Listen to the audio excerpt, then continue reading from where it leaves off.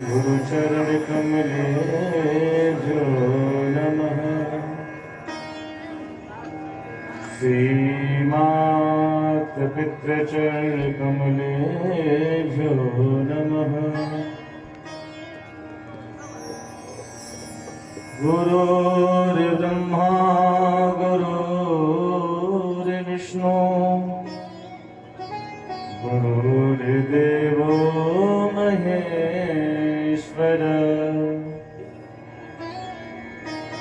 गुरुर्साक्षात् परब्रह्म तस्मै श्री गुरुवे नमः।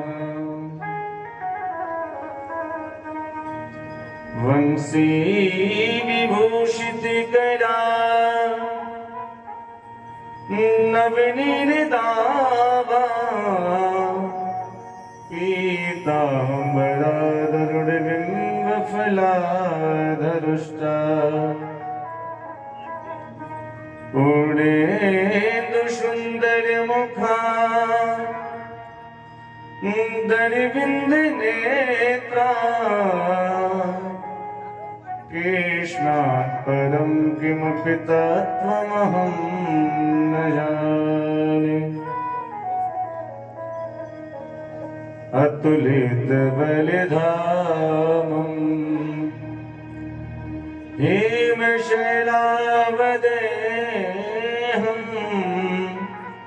धनुजवनकेशालं ज्ञानिनामाग्रगण्यम्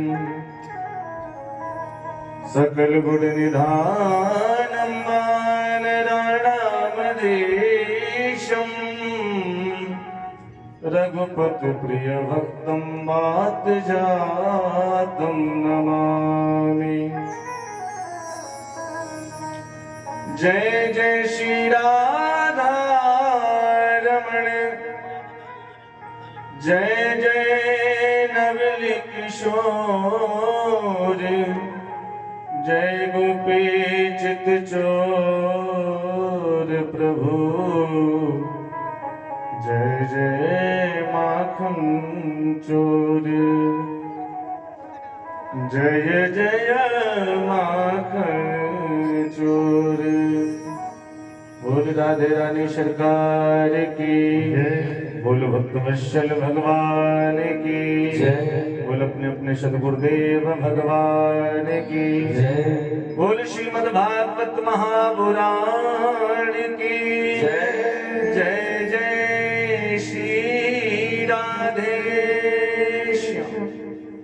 सज्जनों, परम मंगलमय प्रातः अखिलेश्वर कारण गरुड़ावड़ाले भक्तवांछित कल्पतरु तड़ियोंदित पीताम्बरधारी श्री बालकृष्ण लाल की मंगमय प्रतिमूर्ति स्वरूपा श्रीमद् भागवत महापुराण, जहाँ पर उपस्थित समस्त विद्वत समाज के लोग माँ सती अनसुईया के पावन चरित्रों को कृतार्थ करने वाली, पावन करने वाली हमारी माता और बहनें, दूर दूर से आए भगवान के रसिक जन, भगवान के प्रेमी जन, आप सभी लोगों का इस कथा में हार्दिक अभिनंदन है, वंदन है।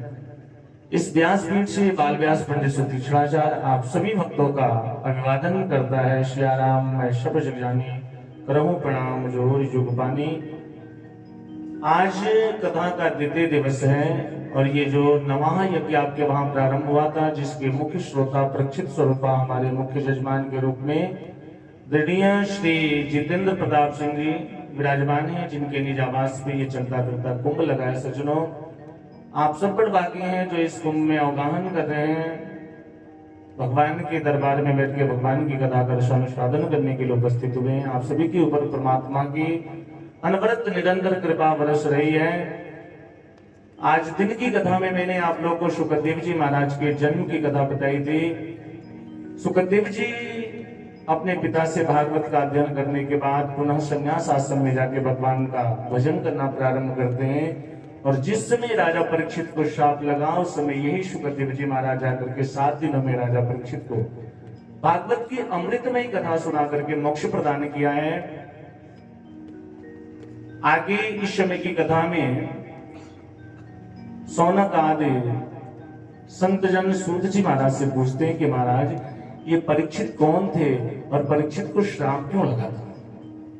वास्तव में देखा जाए तो भागवत की कथा परीक्षित के जन्म से ही प्रारंभ होती है। महाभारत की कथा से भागवत कथा का उदय होता है। अगर परीक्षित को श्राप नहीं लगता, सुखदेव जी परीक्षित को कथा नहीं सुनाते, तो आज ये जो कथा हम बैठ करके सुन रहे हैं शायद ये सुलभ नहीं हो पाती। आइए आज की कथा का शुभारंभ करने से पूर्व नित्य की भांति 2 मिनट भगवत नाम संकीर्तन करेंगे। भगवान श्री हरि के श्री चरणों में निवेदन करेंगे कि प्रभु ये जो मेरा मन इधर उधर माया के कार्यों में फंसा है, कुछ ऐसी कृपा कर दो कि आपकी कथा से जुड़ जाए और आपकी कथा में ठीक ठीक समझ में आने लगे। तो जो लोग जहां कहीं भी हैं, जो लोग यहाँ उपस्थित हो गए अच्छी बात है, जो लोग नहीं आ पाए हैं, जहां कहीं भी हैं, घर में, मकान में, दुकान में, खेत में, खलिहान में, बस में, ट्रेन में, वहीं से कीर्तन करना शुरू कर दीजिए क्योंकि कथा शुरू होने जा रही है। बोले राधे कृष्ण भगवान की जय।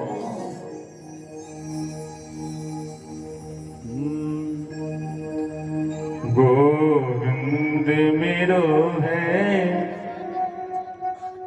गोपाल मेरो है। और आप लोगों को भी लगता है कि ठाकुर जी आपके भी हैं, तो सभी लोग मेरे साथ बोलिएगा। और अगर ये सोच के बैठे हैं कि ठाकुर जी सिर्फ बाबा जी लोग के हैं, तो पंडित जी लोग तो सुबह से शाम तक अपना काम कर ही रहे।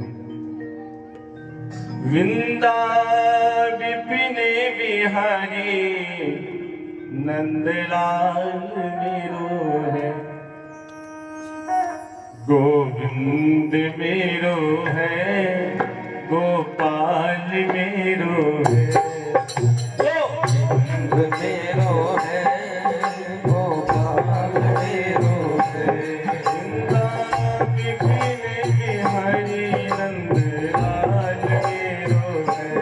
वृंदा विपिन बिहारी नंदलाल मेरो है। राधा रमण बिहारी नंदलाल मेरो है। राधा रमण बिहारी नंदलाल मेरो है। गोविंद मेरो है, गोपाल मेरो है। गोविंद मेरो है, गोपाल मेरो है। श्री राधे शब्द मेरी ताली में रखिए।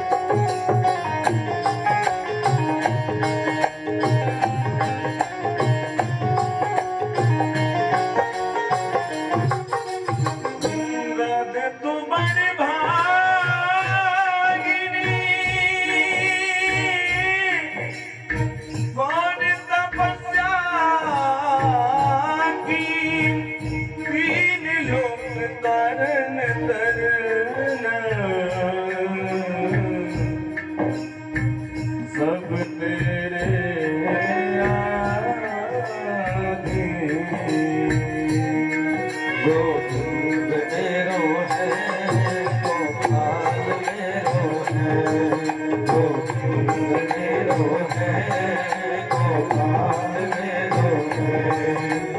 और किनको लगता है ठाकुर जी हमारे हैं, जरा दोनों हाथ ऊपर रहे, जिनको ये विश्वास है कि ठाकुर जी हमारे साथ हैं, सभी लोग मेरे साथ ताली बजा के गाइएगा। गोविंद मेरो है गोपाल मेरो है।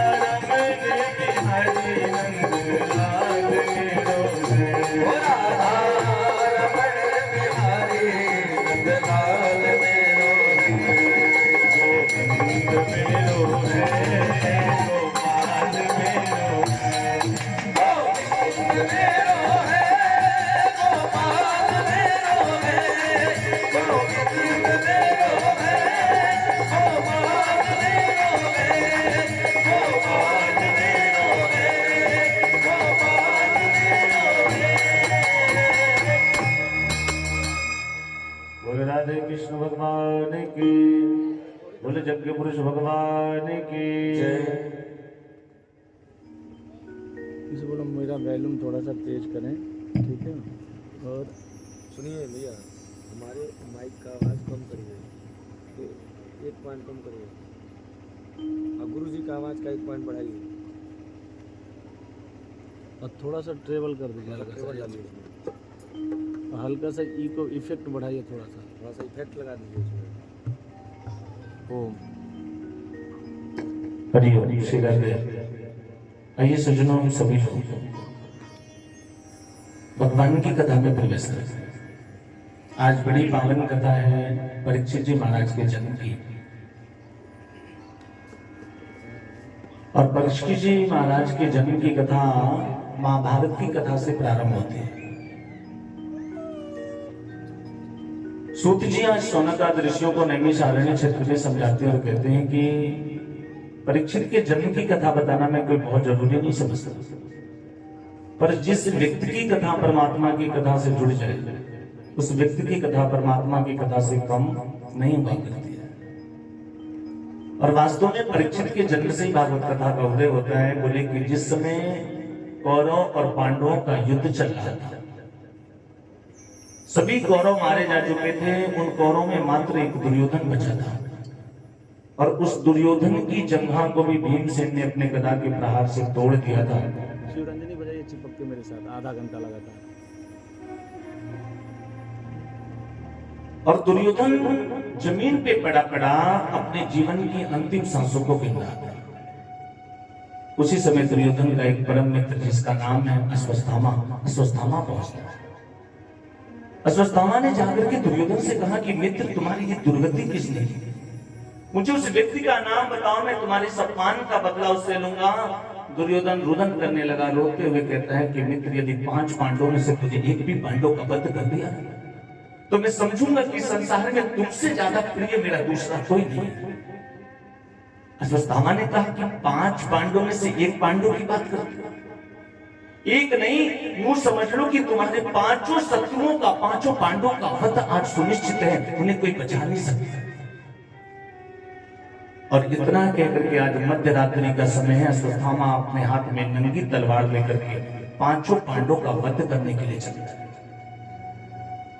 और इधर 5 पांडव अपने शिविर में दुपट्टा तान करके सो रहे हैं। मध्य रात्रि का समय है, मेरा गोविंद उनकी रखवाली कर रहे हैं। आप विचार करिए कि स्वयं परमात्मा जिसकी रक्षा कर रहा हो, स्वयं गोविंद जिसकी रक्षा कर रहा हो, भला उसे कौन मार सकता है? कहते हैं ना कि जाको राखे शाइया, मार सके न कोई, बाल न बांका कर सके जो जग बैरी हो।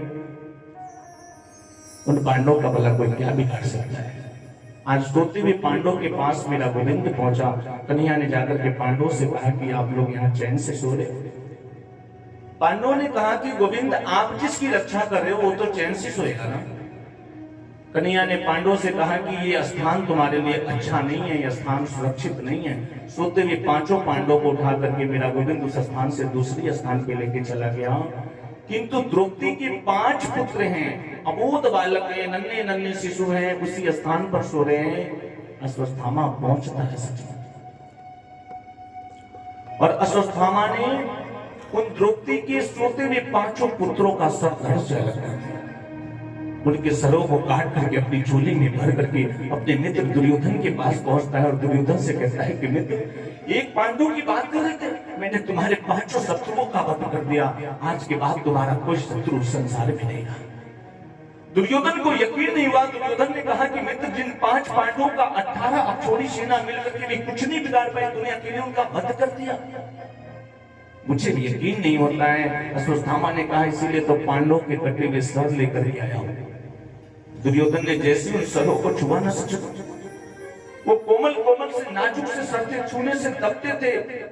समझ गया कि ये भीम अर्जुन नकुल सहदेव का सर नहीं है, ये 5 पांडवों के सर नहीं है। अश्वत्थामा तो द्रौपदी के 5 पुत्रों का सर काट करके लाया है। दुर्योधन जमीन पे गिर पड़ा, रोते हुए कहता है कि महाराज, ये कौरव और पांडवों का वंश तो पहले से समाप्त हो चुका था। इन कौरव और पांडवों के वंश में मात्र द्रौपदी के 5 कुल दीपक बचे थे, आज तूने उनका भी वध कर दिया। आज के बाद तो हमारे कुल में कोई दीपक जलाने वाला नहीं बचा, हमारे कुल में कोई पितरों को तिलांजलि देने वाला नहीं बचा। ये तूने कैसी मित्रता निभाई है। और इतना कह करके दुर्योधन जमीन पे गिर पड़ा। सज्जनों, रोते रोते अपने प्राणों का अंत कर देते हैं। इधर प्रातः काल हुआ, द्रौपदी को यह जब पता चला कि द्रौपदी के 5 पुत्रों का वध हो चुका है। अब विचार करिए कि जिस मां के 5 पुत्रों का एक साथ वध हो जाए, उस मां के ऊपर क्या बीत रही होगी। द्रौपदी तो पागलों की तरह, पुरही की तरह रुदन कर रही है। दौड़ते हुए बिल्कुल विचित्र अवस्था में किसी तरह उस स्थान पे पहुंची है जहां द्रौपदी के 5 पुत्रों का धड़ रखा है। अपने पुत्रों के धड़ को अपने हृदय से लगा करके द्रौपदी विलाप कर रही है, रुदन कर रही है, रो रही है।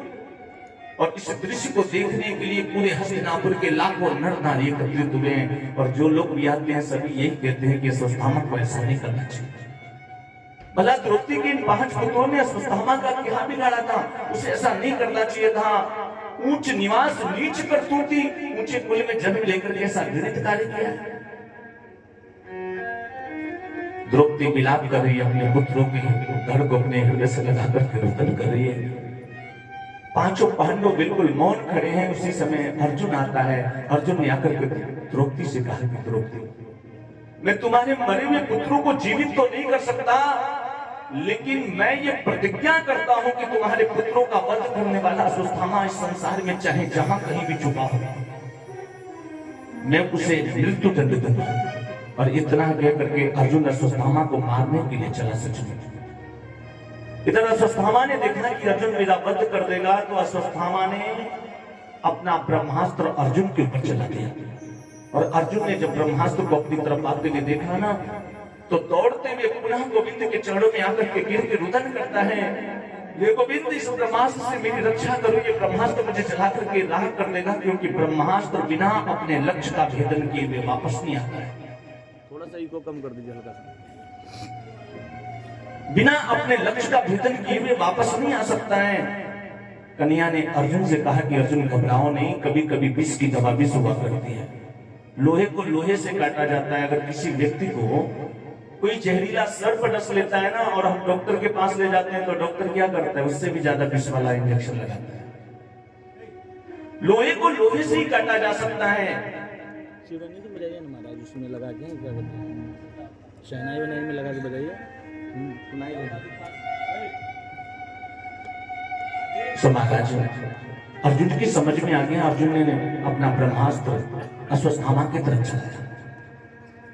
इधर वेदव्यास ने देखा कि यदि 2 ब्रह्मास्त्र आपस में टकरा गए ना, तो प्रलय आ जाएगा, पृथ्वी पे प्रलय हो सकता है। वेदव्यास ने आकर के अर्जुन से कहा कि अर्जुन, ये तुम क्या कर रहे हो, तुम्हें पता है ना कि ब्रह्मास्त्र टकराएगा तो क्या होगा, अपना ब्रह्मास्त्र वापस करो। अर्जुन ने वेदव्यास की बात मान करके अपना ब्रह्मास्त्र वापस कर दिया। वेदव्यास ने अश्वत्थामा से भी कहा कि अश्वत्थामा, तुम भी अपना ब्रह्मास्त्र वापस करो। सज्जनों, अश्वत्थामा को ब्रह्मास्त्र चलाना तो आता था, लेकिन वापस करना नहीं आता था। अश्वत्थामा ने अपने ब्रह्मास्त्र की दिशा मोड़ दी और उसके बाद अर्जुन अश्वत्थामा को पकड़ करके लाता है, लाकर के द्रौपदी के सामने खड़ा कर दिया और द्रौपदी से कहता है कि देवी, तुम्हारे पुत्रों का वध करने वाला, तुम्हारे पुत्रों का हत्यारा तुम्हारे सामने खड़ा है और हमारे राजनीति संविधान के अनुसार इसने 5 पुत्रों का वध किया, इसलिए इसे 5 बार मृत्यु दंड मिलना चाहिए। किंतु ऐसा संभव नहीं है, एक व्यक्ति को 5 बार मृत्यु की सजा नहीं दी जा सकती। तो हे देवी, इसकी मृत्यु तो सुनिश्चित है, इसका मरना तो तय है, बस तुम ये बताओ कि इसका वध मैं किस प्रकार से करूं, इसके शरीर के टुकड़े टुकड़े करके जानवरों के सामने फेंक दूं, इससे जलती हुई अग्नि में जिंदा जला दूं या जिंदा इसको जमीन में दफन कर दूं, इसका वध किस प्रकार से करूं। और इधर द्रौपदी अपने पुत्रों को अपने हृदय से लगा करके रुदन कर रही, रो रही। अब विचार करिए कि जिस द्रौपदी को मेरा गोविंद अपनी बहन मानता है, सखी और सखा का भाव है, क्या उस द्रौपदी के अंदर करुणा होगी कि नहीं होगी, ममता होगी कि नहीं होगी। द्रौपदी के सामने उसके पुत्रों के शव पड़े हैं, उसके बाद भी वो कहती है कि अर्जुन मत मारो, इन्हें छोड़ दो, इसे मत मारो, छोड़ दो, इसको मार देने से मेरे पुत्र वापस जीवित तो नहीं हो जाएंगे ना। मैं एक माँ हूं और एक माँ की ममता को समझ सकती हूँ। आज मेरे पुत्र मरे हैं, मेरे पुत्रों का निधन हुआ है, तो मैं उनके लिए शोक कर रही हूँ, विलाप कर रही हूँ। और ये अश्वत्थामा तो अपनी माँ का इकलौता पुत्र है, जब इसकी माँ को पता चलेगा कि मेरा पुत्र इस संसार में नहीं रहा, तो क्या इसकी माँ इसके लिए रुदन नहीं करेगी।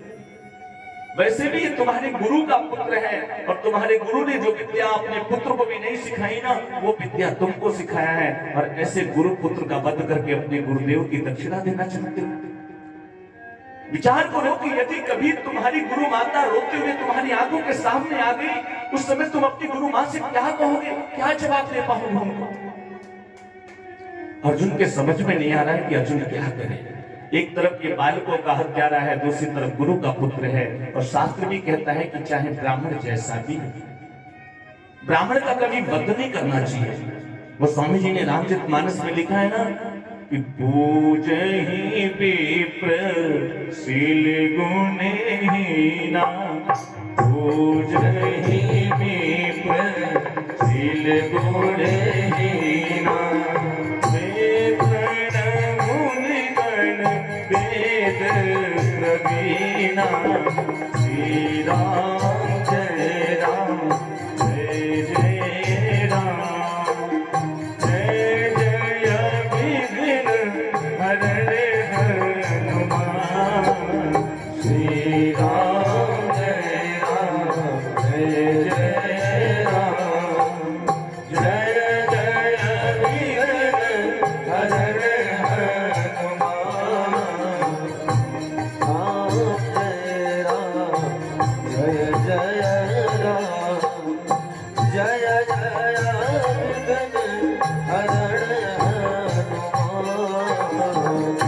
आप लोगों को ठंडी लग रही है, सभी मीठी मीठी ताली बजाएंगे।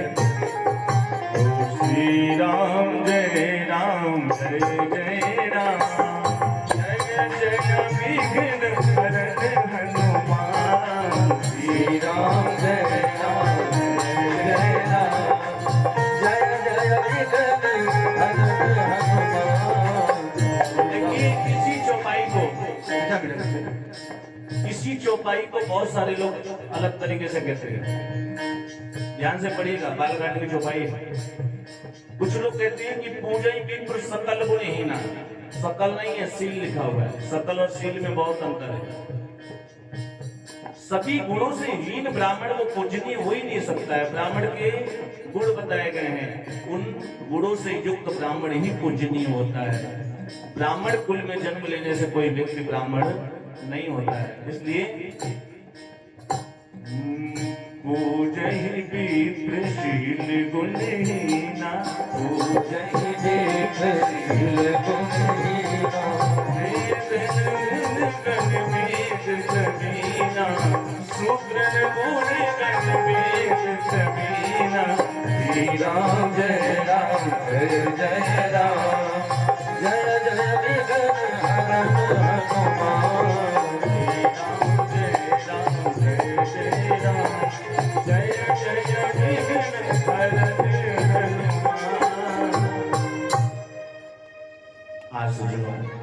द्रौपदी अर्जुन को समझा रही है और अर्जुन से कहती है कि अर्जुन मत मारो, इसे छोड़ दो। कहते हैं कि जान का मारा हुआ दुश्मन बनेगा, जान का अगर किसी को मारना है मार दो एहसान से, क्या मिलेगा तुम किसी को मार दोगे जान से। जान का मारा हुआ दुश्मन बनेगा, जान का और एहसान का मारा हुआ सर उठा सकेगा न कभी शान का। इसलिए हे अर्जुन इसे मत मारो, छोड़। अर्जुन के समझ में नहीं आ रहा है क्या करें। भीमसेन ने कहा कि अर्जुन यदि तुम इसका वध नहीं करोगे ना तो मैं इसको मार दूंगा। नकुल और सहदेव ने कहा कि मछली भैया ठीक कह रहे हैं। अर्जुन फिर कन्हैया के चरणों में जाकर के निवेदन करता है कि गोविंद मेरा मार्गदर्शन करो, मेरी समझ में नहीं आ रहा, मुझे क्या करना चाहिए, मुझे कुछ समझ में नहीं आ रहा है। एक तरफ ये मेरे बालकों का हत्यारा है और दूसरी तरफ ये मेरे गुरु का पुत्र है। कन्हैया ने बड़ी सुंदर बात कही अर्जुन से, ब्रह्मबंधुर हंतव्यम मताताये गधार्णवः। ब्राह्मण चाहे जैसा भी उसको मारना नहीं चाहिए, लेकिन यदि कोई बालकों का हत्यारा है ना तो उसको छोड़ना भी मत नहीं चाहिए। इसलिए हे अर्जुन तुम एक काम करो, इसको मारो भी मत और इसको छोड़ो भी मत। भीमसेन ने कहा बाहर न्यायाधीश तुम्हारे जैसे 2-4 न्यायाधीश और हो जाए तो समाज का कल्याण हो जाए। इसको मारो भी मत और इसको छोड़ो भी मत तो क्या करें। आपसे कहा जाए कि इसको मारो भी मत और इसको छोड़ो भी मत, बात थोड़ी अटपटी सी है कि नहीं। किसी की भी समझ में नहीं आया, लेकिन अर्जुन की समझ में आ गया। सोचा बोले कि किसी व्यक्ति को जान से मार देना ही मारना नहीं होता है। यदि कोई व्यक्ति समाज में प्रतिष्ठित है, उस व्यक्ति की समाज में प्रतिष्ठा ऊंची है और ऐसे व्यक्ति को भरे समाज में तिरस्कृत कर दिया जाए, अपमानित कर दिया जाए, तो वो मारने से कहीं ज्यादा बड़ा होता है। अर्जुन की समझ में आ गया। अश्वत्थामा के मस्तिष्क में एक मणि थी, जिस मणि की वजह से अश्वत्थामा शोभायमान होता था। अर्जुन ने अश्वत्थामा के मस्तिष्क से वो मणि निकाली और जैसी मणि निकाला ना तो अश्वत्थामा के शरीर से पित्त बहने लगा, उसके शरीर से दुर्गंध आने लगी। अश्वत्थामा के सर के आधे केस और आधे मूंछ बुढ़ा करके अश्वत्थामा को धक्के दे करके अर्जुन ने अपने राज्य से बाहर कर दिया। जाओ मैं तुम्हें जीवन दान देता हूं, तुम मेरे गुरु के पुत्र हो इसलिए मैं तुम्हें जीवन दान देता हूं, लेकिन आज के बाद दोबारा कभी मेरे राज्य में मेरी आंखों के सामने दिखाई मत देना। सज्जनों, अश्वत्थामा को अर्जुन का शुक्रगुजार होना चाहिए, लेकिन अश्वत्थामा के मन में ईर्ष्या उत्पन्न हो गई। ईर्ष्या समझते हैं ना आप लोग। आज के परिवेश में, आज के समय में हम अपने दुखों से ज्यादा दूसरे के सुख को देख करके दुखी होते हैं कि नहीं होते। मेरे वहां खाने के लिए रोटी नहीं है कोई बात नहीं, लेकिन हमारे पटदरवा के यहाँ कहां से इतना होता कब वो घट पे ना करेगा। और एक बात बताऊं आप लोगों को, मेरे गुरुजी कहा करते थे कि बेटा असली पटदार वही होता है ना जो अपने पटदार को उजाड़ के फेंक दे, इसी को पटदारी कहते हैं। अश्वत्थामा के मन में ईर्ष्या उत्पन्न हो गई। अश्वत्थामा ने मन में विचार किया कि मैंने कौरव और पांडवों के वंश का तो पहले से विनाश कर दिया है, लेकिन अर्जुन ने मेरे साथ जो अपमान किया है मेरा, इसके बदले में मैं आज के बाद इस संसार से कौरव और पांडवों के वंश का समूल नष्ट कर दूंगा। इसके बाद इस संसार में कौरव और पांडवों के वंश में कोई जल देने वाला नहीं बचेगा। मैंने सुना था कि जिस समय महाभारत का युद्ध चल रहा था उस समय अभिमन्यु की पत्नी उत्तरा के गर्भ में एक बालक पल रहा था और वही बालक इस कुल का अंतिम कुल दीपक है। यदि उस बालक का भी वध कर दूं तो आज के बाद कौरव पांडवों का वंश बिल्कुल निर्मूल हो जाएगा। और ऐसा विचार करके अश्वत्थामा ने आज अपना ब्रह्मास्त्र उत्तरा की गर्भ की तरफ मोड़ दिया। इधर उत्तरा ने जैसे अपने पास उस ब्रह्मास्त्र को आते हुए देखा ना, सच देखते ही भयभीत हो गई। जाकर के कन्हैया के चरणों में गिर करके प्रार्थना करने लगी, पाहि पाहि महायोगिन्य देव देव जगतपते, नान्यम तद भये यत्र यत्र मृत्यो परस्परम।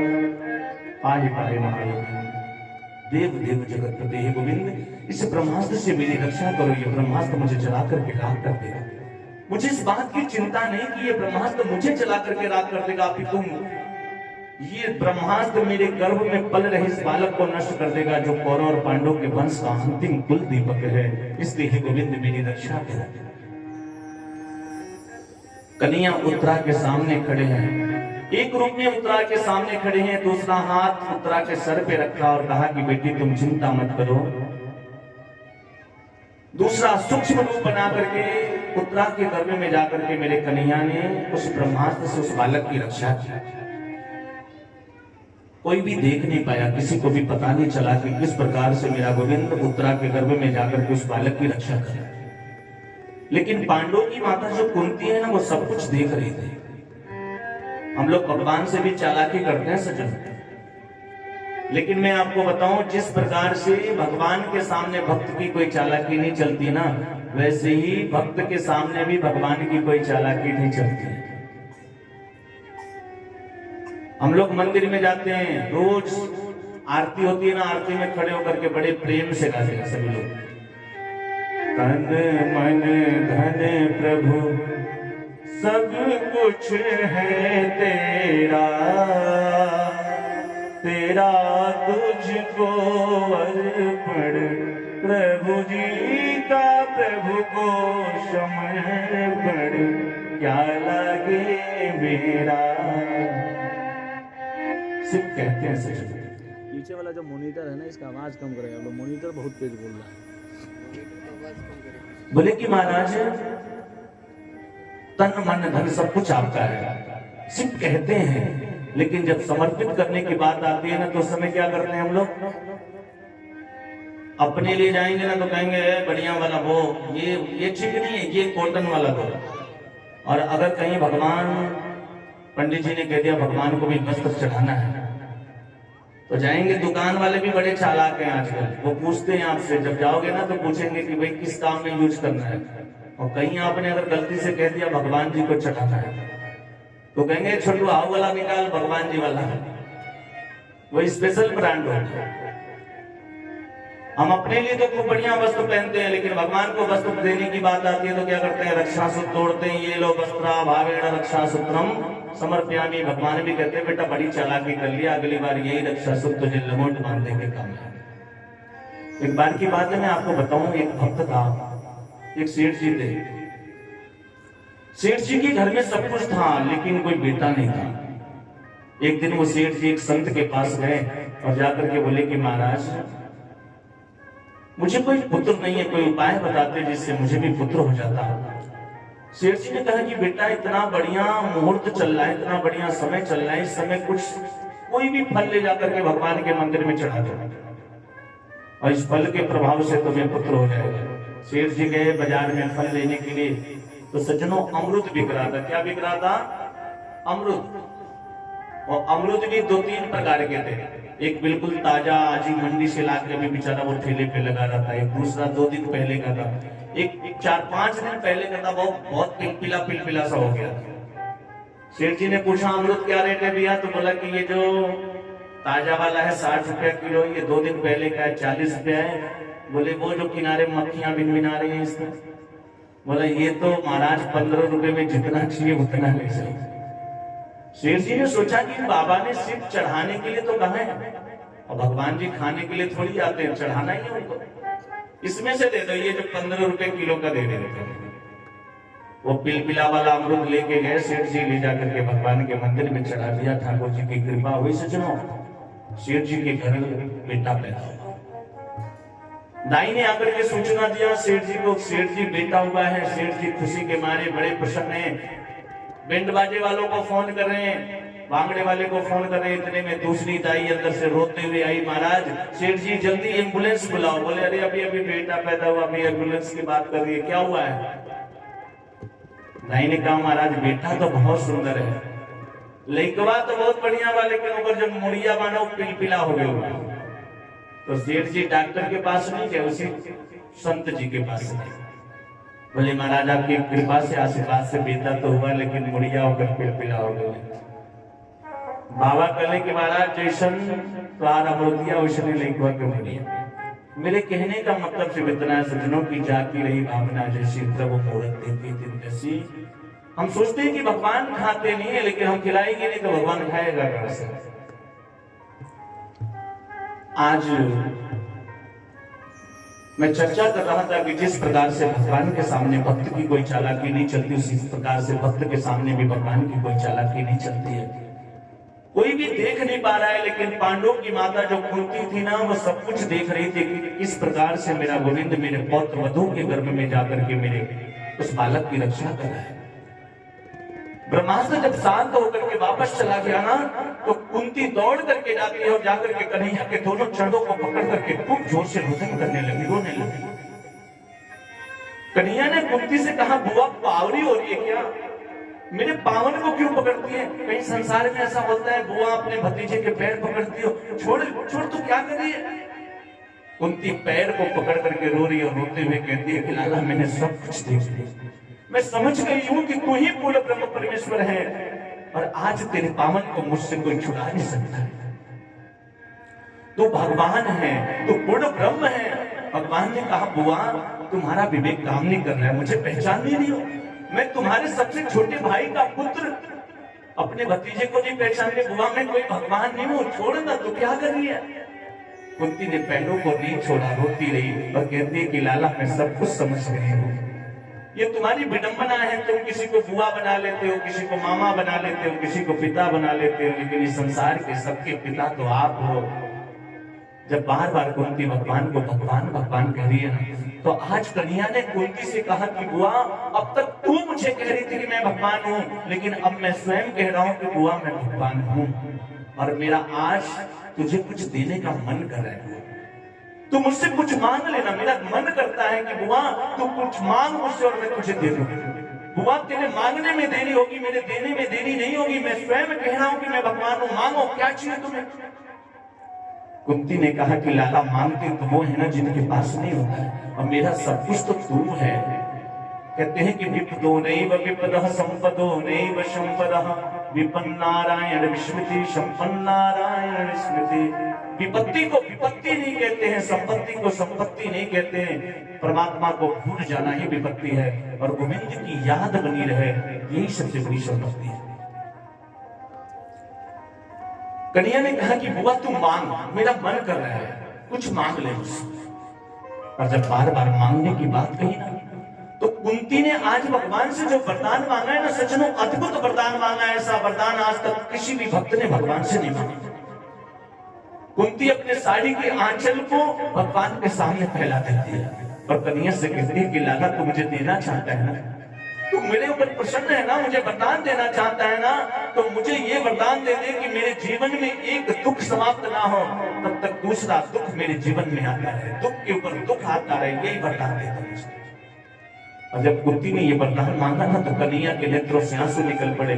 कन्हैया ने कहा कि बुआ तूने अपने पूरे जीवन में सुख किया ही ना है, और आज जब तेरा सुख करने का समय आया तो आज भी तू मुझसे दुख मांग रही है। कुंती के पूरे जीवन चरित्र को आप पढ़िएगा तो आपको समझ में आएगा कि कुंती ने अपने जीवन में तनिक भी सुख नहीं किया है। कुंती पैदा हुई थी मथुरा में, उसका नाम प्रथा था। कुंती भोज राजा अपने साथ लेकर के गए, उन्होंने अपना नाम दिया, तो प्रथा से उसका नाम कुंती हो गया।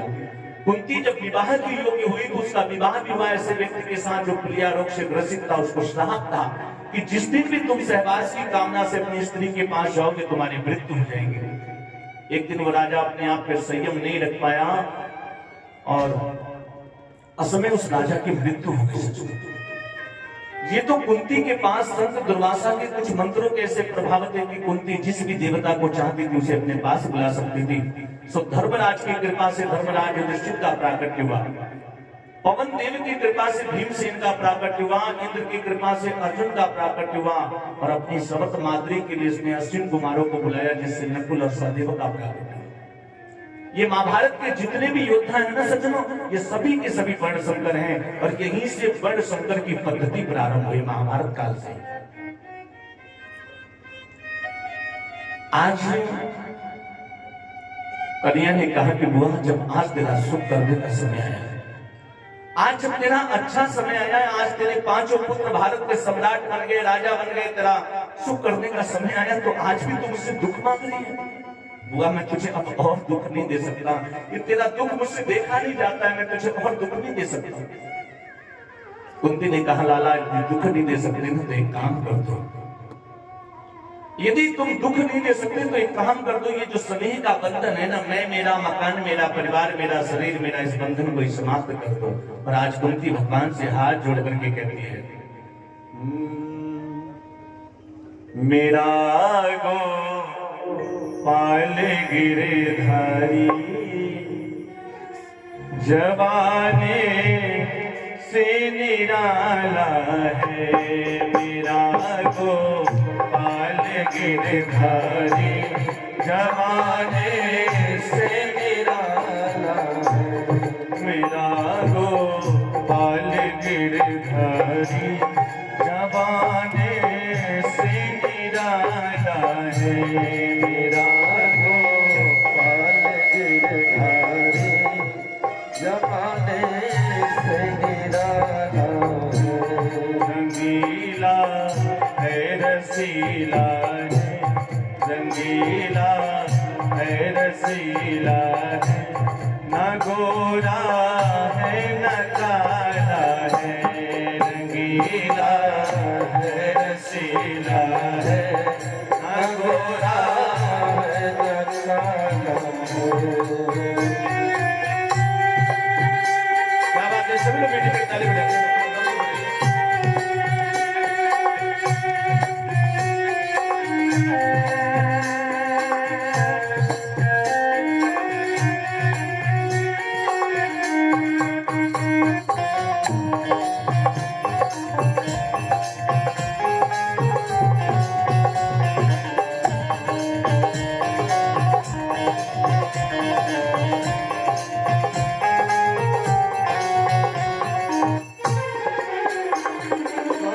सपनों में आ जाए, कभी रूपों से हो जाना, कभी सपनों में आ जाना, कभी रूपों सा हो जाना, कभी सपनों में आ जाना,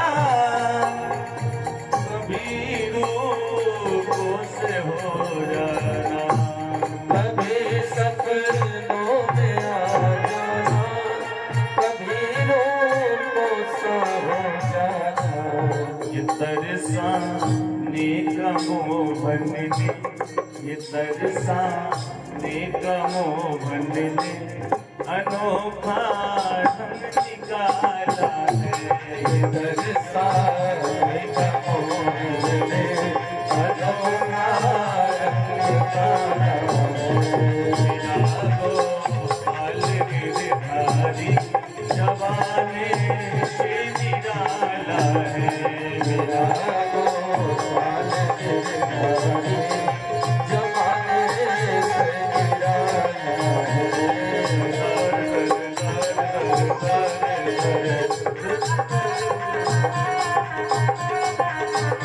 क्या बात है।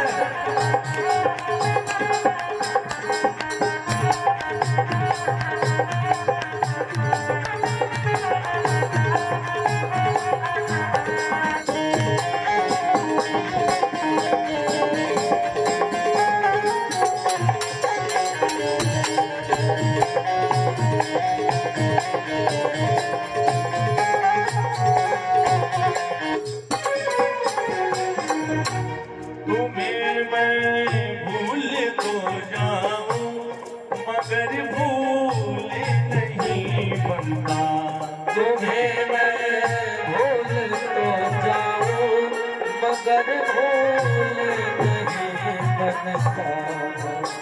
ये कुंती भगवान से कह रही है प्रभु मैं आपको भूल तो जाऊं लेकिन भूले से भी भुला नहीं पाती हूँ, क्यों?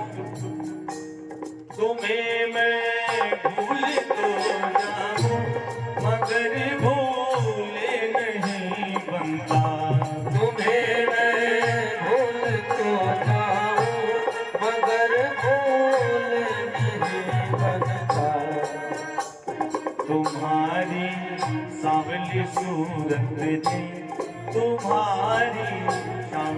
सूरत ने अजब जादू सदा है तुम्हारी सूरत ने अजब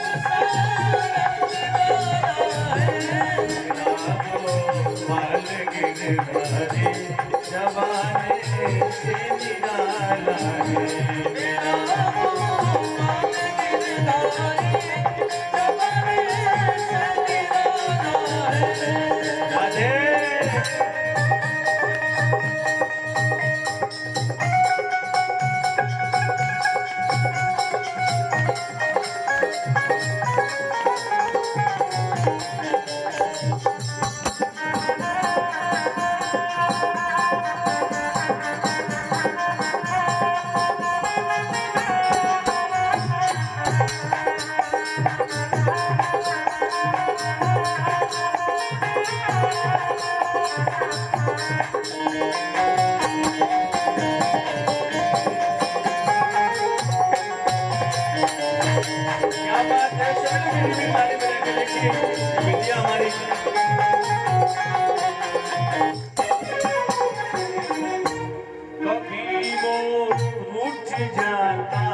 कभी वो मुस्कुराता है कभी वो रूठ जाता है कभी वो मुस्कुराता है।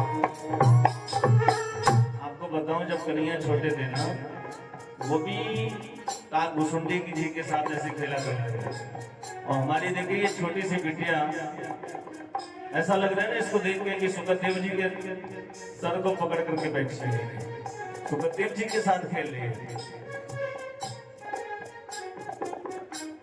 कभी वो रूठ जाता है कभी वो मुस्कुराता है कभी वो रूठ जाता है कभी वो मुस्कुराता है कभी वो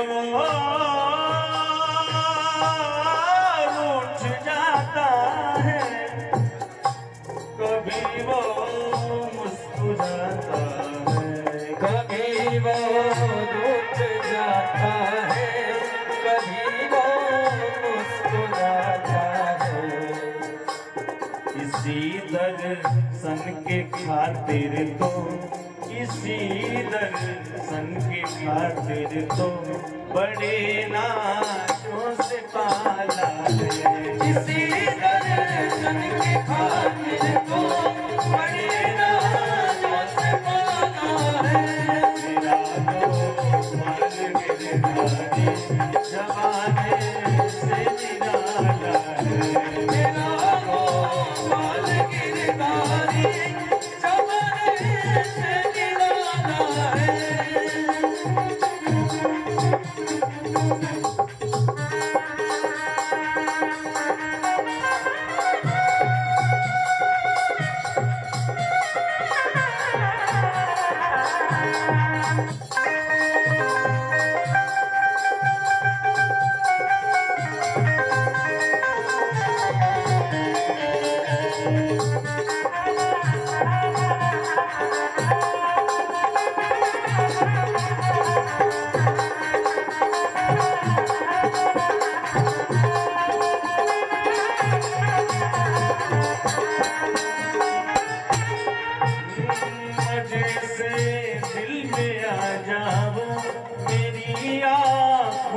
बसे जाओ मजे से दिल में आ जाओ मेरी आँखों में बस से दिल में आ जाओ मेरी आँखों में बस जाओ मजे से दिल में आ जाओ मेरी आँखों में बस जाओ अरे गो पाल मंदिर में अरे गोपाल मंदिर में तुम्हारा देखा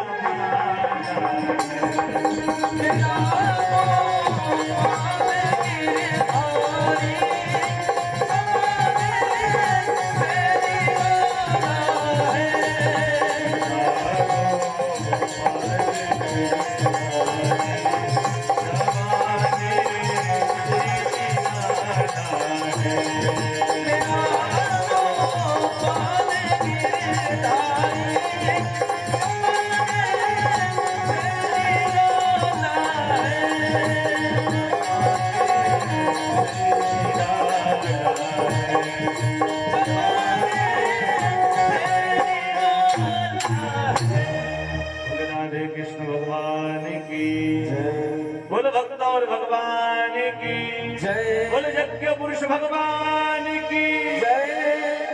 क्योंकि आप लोग जय बोलने में बहुत कंजूसी करते हैं। आप लोग को एक बात बताओ, जब हम जय बोलते हैं ना तो हमारे अंदर से जो पाप ताप है ना वो निकल करके भागता है। आप खुद विचार करिए, अगर कोई लोग यहाँ बैठे हैं और यहाँ से उठेंगे तो कहीं ना कहीं जाएंगे कि नहीं जाएंगे? उसी प्रकार से जब ये पाप निकलेगा तो कहीं ना कहीं जाएगा कि नहीं जाएगा? रही को कम करो, साउंड वाले भैया कहाँ चले गए? यहाँ से जब पाप निकलेगा तो कहीं ना कहीं जाएगा कि नहीं जाएगा? पूछिए कहाँ जाएगा? जो लोग जय नहीं बोलेंगे ना उनके सर पे जाके बैठ जाएगा। इसलिए आए हैं पुण्य करने और पाप हो जाएंगे।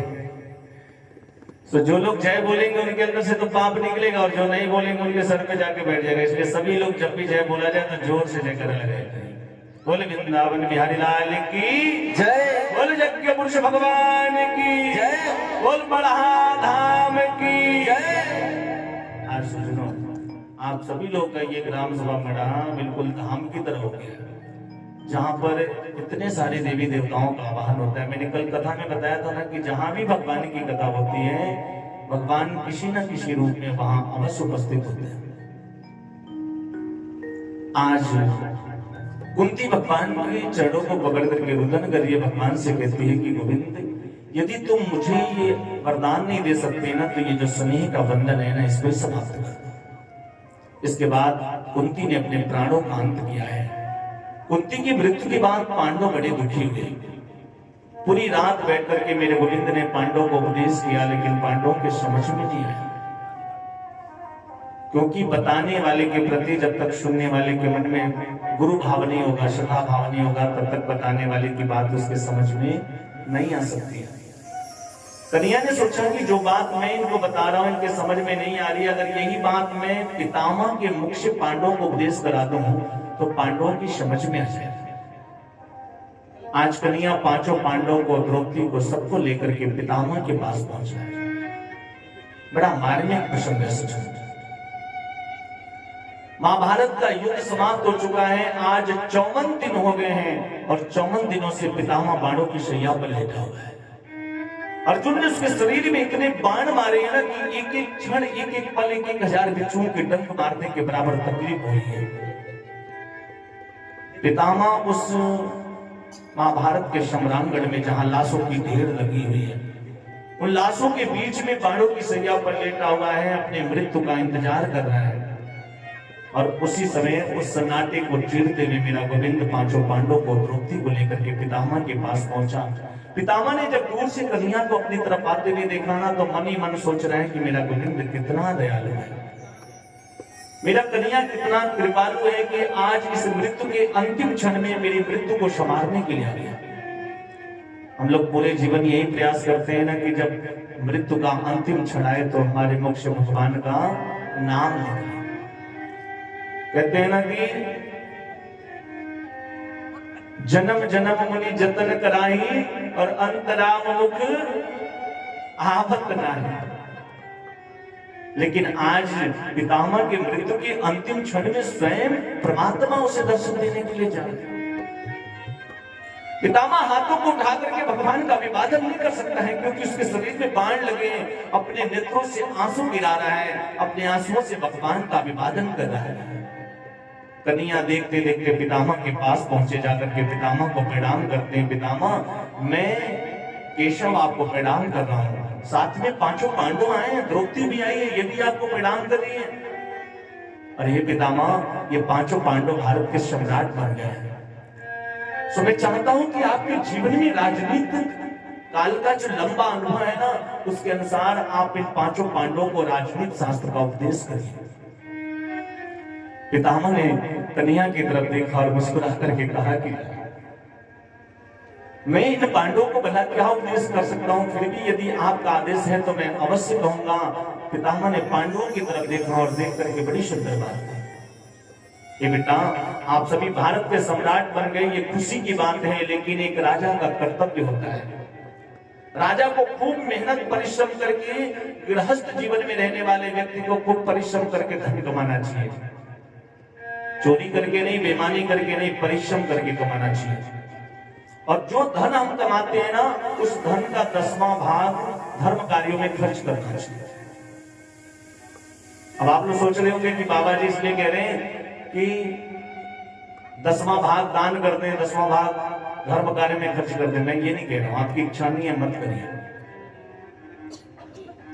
धर्म की भी कई सारे स्थान हैं। अगर भगवान ने आपको दिया है, उस लायक बनाया है, तो आप किसी असहाय की सहायता करिए, किसी की मदद कर दीजिए। कहीं विद्यालय बनवाइए, कहीं जलाशय बनवाइए।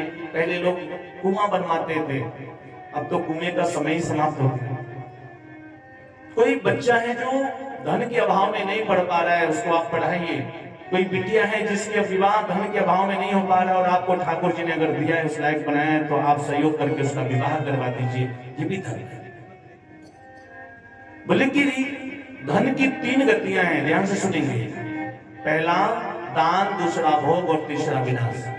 अगर भगवान ने दिया है तो दान करिए, नहीं दिया है, अगर आपका मन नहीं करता है, आप सोच रहे मैं इतना मेहनत करके पैसा कमाए और महाराज जी करें ले जाके दान कर दो, क्यों करें भाई? हमारा मन नहीं करता है।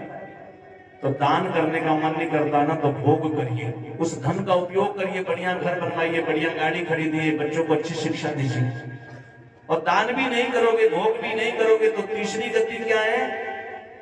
तीसरी गति जो है ना, वो आपको करने की आवश्यकता नहीं है। भगवान आपके परिवार में किसी एक ऐसे व्यक्ति को भेज देगा ना, वो खुद ही कर देगा। तीसरी गति है विनाश। या फिर कोई मोदी जैसा शासक आएगा, नोटबंदी करा देगा, सब 500-500 2,000 के नोट पानी में दिखाई देने। दान, भोग और विनाश। पितामह ने पांडवों को देखा और पांडवों से कहा कि बेटा, दान धर्मान राज धर्मान मोक्ष धर्मान विभागशः। ये धन पवित्र होता है, दान करने से शरीर पवित्र होता है, सेवा करने से मन पवित्र होता है, भगवान का भजन करने से। उदाहरण के लिए मैं आपको बताऊं सज्जनों, पहले के जमाने में गांव में कुआं हुआ करता था और एक कुएं से पूरे गांव के लोग पानी भरते थे, सभी लोग नहाते भी थे, भोजन भी बनाते थे और वही जल पीते भी थे। होता था कि नहीं होता था? अगर विचार करिए कि एक गांव में 50 परिवार है, रोज कुएं से एक बाल्टी जल निकालता है, तो कितना पानी निकल गया? 50 बाल्टी पानी। इस हिसाब से देखा जाए तो महीने में 1500 बाल्टी पानी निकल गया। आप उसी कुएं के पास 6 महीने तक मत जाइए, साल भर तक जाइए ही मत। और इस रेशियो से जोड़ लीजिए कि महीने में अगर 1500 बाल्टी पानी बच रहा है, तो एक साल में कितना पानी स्टोर हो जाएगा वहां। लेकिन वो स्टोर नहीं होता है, बल्कि साल भर के बाद जब कुएं के पास जाओगे ना, तो वो जल अपने आप बदबू देने लगेगा। वो पानी पीने योग्य नहीं रहेगा, उसमें से दुर्गंध आने लगती है, उसमें विकृति पैदा हो जाता है, दोष उत्पन्न हो जाता है। उसी प्रकार से जो हम धन कमाते हैं ना, उस धन को केवल आप संचय करोगे, इकट्ठा करते रहोगे। आज 50,000 है, 25 और आएगा तो 75 हो जाएगा, फिर 25 आएगा तो 1 लाख हो जाएगा। तो सज्जनों, एक दिन उस धन में भी विकृति पैदा हो जाएगी, दोष उत्पन्न हो जाएगा। उसके बाद पितामह आज पांडवों की तरफ देख के बड़ी सुंदर बात है। कहते हैं कि बेटा, आप राजा हो, राजा का कर्तव्य होता है कि अपनी आंखों के सामने कभी पाप होते हुए नहीं देखना चाहिए। यदि आपके पास सामर्थ्य है तो उस पाप का सामना करिए, और यदि सामर्थ्य नहीं है तो वहां से दूर चले जाइए। लेकिन आंखों के सामने पाप होते हुए देखना भी महापाप होता है। और ये बात जब पांडवों को पितामह समझा रहा था, उसी समय पांडवों के बीच में जब द्रौपदी खड़ी थी ना, वो हंस पड़ी। पितामह द्रौपदी की तरफ देख के कह रहे हैं कि बेटी, मैं पांडवों को ज्ञान उपदेश कर रहा हूं और तुम हंस रही हो। सज्जनों, द्रौपदी हंस तो दी, लेकिन द्रौपदी पितामह का सामना नहीं कर पा रही। पितामह ने कहा कि बेटी, आखिर तुम क्यों हंसी हो? तुम्हारी हंसी का कारण क्या है? द्रौपदी ने कहा, बाबा जी, बस ऐसी हंसी आ गई। पितामह ने कहा कि बेटी, जो कुलवती स्त्रियां होती हैं, कुलवती समझते हैं ना आप लोग, जो ऊंचे कुल खानदान से संबंध रखते हैं, लोग कहते हैं ना बड़ी कुलवंती है, बड़ी ऊंचे कुल की है। जो कुलवती स्त्रियां होती हैं, वो अकारण नहीं हंसा करती, उनकी हंसी का कुछ न कुछ कारण हुआ करता है। हंसना अच्छी बात है सज्जनों, लेकिन बेवजह हमेशा दांत फाड़ते रहिए अच्छी बात है।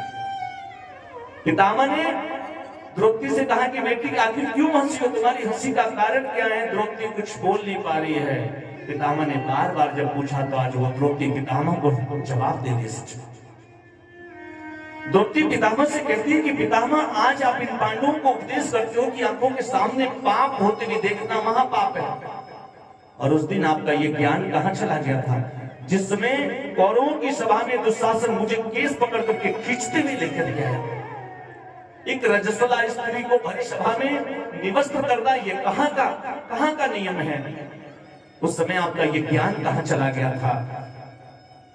और उस समय आप कौरवों के सेनापति थे। मैंने सबसे पहले आशा भरी नजरों से आपकी तरफ देखा था, और आप यदि एक बार भी खड़े होकर के बोल दिए होते तो उस कौरवों की सभा में किसी की मजाल नहीं थी, दुर्योधन की मजाल नहीं थी जो मेरे वस्त्रों को छू सकता था।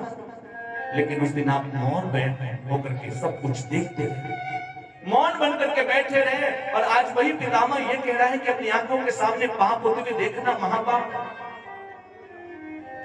द्रौपदी उस समय को याद दिलाती है कि अरे आंखें गुरेरत मूछ मुरेरत पापी के केहू निरखत नाही, ताकत बाहमही के सभे ओकरी बोरिया केहू देखत नाही। सासू जेठानी खड़ी देवरानी दुशासन के केहू छेकत नाही। अरे हे वीरना हमारे ऊपरा फटही धोतिया केहू फेंकत नाही। आज उस भरी सभा में द्रौपदी चिल्ला रही है, लेकिन कोई उसकी रक्षा नहीं कर पा रहा। जब द्रौपदी ने ये बात कहा ना तो पितामह आज हिचकियों के साथ रोने लगा और रोते हुए कहता है कि बेटी तुम बिल्कुल सत्य कह रही है। मैं वही अभागा भीष्म हूं जिसके आंखों के सामने सब कुछ हुआ, आपने कुछ नहीं कर पाया तुम्हारे। लेकिन मैं सत्य कहता हूं कि उस समय दुर्योधन का दूषित अन्न खाने से मेरी मति खराब हो गई थी। और आज अर्जुन ने मेरे शरीर में इतने बाण मारे हैं ना कि भी दुर्योधन का दूषित अन्न खाने से मेरे शरीर में जो रक्त बना था ना, वो रक्त का एक एक बूंद कतरा बन करके बाहर निकल गया है। अब मेरी मति बिल्कुल पवित्र हो गई है, पावन हो गई है। मैं तुम्हें बताना चाहता हूं कि बेटी मृत्यु भी मुझे मार नहीं सकती। मृत्यु के अंदर वो सामर्थ्य नहीं कि पितामह को मार सके। मुझे इच्छा मृत्यु का वरदान प्राप्त है, और उसके बाद भी आज मैं 54 दिनों से पांडव की शैया पर लेटा हूं। मुझे अपने 100 जन्मों तक की बात पता है। मैंने अपने किसी जन्म में कोई पाप नहीं किया है। बस मुझसे इतना ही पाप हुआ है कि मैंने अपनी आंखों के सामने पाप होते हुए देखा है, और उस पाप का परिणाम है कि आज मुझे पांडव की शैया पर लेटना पड़ा। इतना कहकर के पितामह 2 मिनट के लिए मौन हो जाता है। पितामह ने पांडवों से कहा कि मैं आप सभी लोगों से अलग होकर के केशव से, मधुसूदन से थोड़ा एकांत में 2 मिनट बात करना चाहता हूं। और आप लोग बिल्कुल अपनी आंखों को बंद करके इस झांकी का अनुभव करिए। मैं आपको एक दृश्य दिखा रहा हूं। यहां पर पितामह बाणों की सैया पर लेटा है, पितामह रो रहा है और मेरा गोविंद वहां खड़ा होकर के मुस्कुरा रहा है। आप लोग टीवी में भी देखे होंगे कि पितामह के पास जब कन्या खड़े हैं ना तो मुस्कुरा रहे हैं। ठीक इसके अपोजिट त्रेता युग में जिस समय रावण माता जानकी का हरण करके लेके जा रहा था, और उस समय गिद्धराज जटायु ने देखा है। जटायु जाकर के रावण के सामने खड़ा हो गया और रावण से कहता है कि तुम मेरे रहते हुए मेरी मां जानकी को मुझसे यहां से लेके नहीं जा सकते। जबकि जटायु को पता है कि महारथी रावण के सामने मेरी शक्ति कुछ भी नहीं है, मैं कुछ नहीं कर सकता। लेकिन उसके बाद भी रावण जैसे महारथी से युद्ध करने के लिए वो जटायु जैसा पक्ष तैयार हो गए। और युद्ध करते करते जब रावण ने जटायु के दोनों पंख काट दिए ना, और जटायु जमीन पे गिर पड़ा खून से लथपथ होकर के। इधर प्रभु श्री राम और लक्ष्मण दोनों मैया जानकी को ढूंढते हुए जा रहे थे। और जैसे जटायु पे नजर पड़ी तो राम दौड़ करके जाते हैं। आज प्रभु श्री राम जटायु को अपनी गोद में लेकर के और जटायु को अपनी गोद में बिठा करके मेरा प्रभु श्री राम रो रहा है। और रोते हुए प्रभु श्री राम ने जटायु से कहा कि जटायु, अरे तूने ये क्या किया? तब जटायु भगवान की गोद में पड़ा पड़ा मुस्कुरा रहा है कि आज मुझे भगवान की गोद रूपी शैया प्राप्त है। यहाँ पर भगवान रो रहे हैं, जटायु मुस्कुरा रहा है, और वहां पितामह रो रहा है, मेरा गोविंद मुस्कुरा रहा है। अंतर्शित इतना है कि पितामह की स्त्री की लज्जा नहीं रख पाया, और यहाँ एक पक्षी भी, हमारे भारतवर्ष का पक्षी होने के बाद भी एक स्त्री की लज्जा बचाने के लिए अपने प्राणों की आहुति दे दी है। ये भारतवर्ष है सज्जनों, देवभूमि कहा जाता है इसको। आज पांडवों से अलग होकर के पितामह ने कन्हैया से कहा कि लाला मुझे अपनी वही सुंदर सी झांकी एक बार पुनः दिखा दो। उसे मैं अपने आंखों में बिछा करके अपने जीवन का अंत करना चाहता हूं, जिस समय महाभारत का युद्ध चल रहा था और आप मुझे रथ का पहिया लेकर के मारने के लिए दौड़े थे। उस समय ऐसा लग रहा था कि एक शेर किसी अपने शिकार की तरफ दौड़ रहा हो। आपकी पीताम्बरी जमीन पे लहरा रही थी, पृथ्वी पूरी कंपमान हो रही थी, लग रहा था कि प्रलय आ जाएगा। वो सुंदर सी मनोहारी झांकी एक बार पुनः दिखा दीजिए, जिसे मैं अपने हृदय में बिठा करके अपने जीवन का अंत करना चाहता हूँ। ये उस समय की बात है सज्जनों, महाभारत का युद्ध चल रहा था और सज्जनों 7 दिन युद्ध समाप्त हो चुके थे। 7वें दिन सायंकाल का समय है। उस समय पितामह कौरवों के सेनापति हुआ करते थे। दुर्योधन ने आकर के पितामह से कहा कि पितामह आप मेरे सेनापति हो, युद्ध मेरी तरफ से करते हो, अन्न मेरा खाते हो, लेकिन मुझे लगता है कि मेरा अन्न खा करके आप मेरी तरफ से नहीं बल्कि पांडवों की तरफ से युद्ध करते हो, क्योंकि पांडवों में आज 7 दिन हो गए और 5 पांडवों में से एक भी पांडव मारा नहीं गया। मेरी सेना में इतने बड़े बड़े महारथी होने के बाद भी, कर्ण, अश्वत्थामा, पितामह, द्रोणाचार्य, कृपाचार्य ऐसे ऐसे महारथियों के होने के बाद भी एक भी पांडव का बाल बांका नहीं हो पाया। मुझे तो संदेह होता है कि आप मेरी तरफ से युद्ध कर रहे हो या पांडवों की तरफ से युद्ध कर रहे हो। और जब पितामह को आज दुर्योधन ने ललकारा ना, तो पितामह ने उसी समय अपनी दोनों भुजाओं को उठा करके एक संकल्प लिया। दुर्योधन, आज मैं ये संकल्प लेता हूं कि कल सम्रांगण के मैदान में महाभारत